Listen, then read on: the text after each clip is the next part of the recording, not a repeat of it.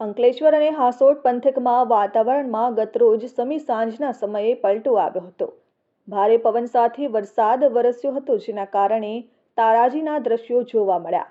ભારે પવન અને વરસાદના કારણે જનજીવન ખોરવાઈ ગયું. મકાનોના પતરા ઉડી ગયા હતા તો શહેરના દુકાનોના બોર્ડ ઉડ્યા હતા.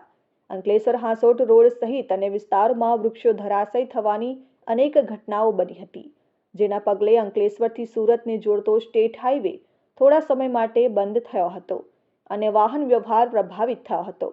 તંત્ર દ્વારા યુદ્ધના ધોરણે કામગીરી શરૂ કરી આ માર્ગો શરૂ કરવામાં આવ્યા હતા, તો કેટલીક જગ્યાએ ઝાડ પડતા વાહનો દબાઈ ગયા હતા, જેના કારણે વાહન માલિકોને ભારે નુકસાન થવા પામ્યું હતું. તો બીજી તરફ ભારે પવનના પગલે વીજળી પણ વેરણ બની હતી.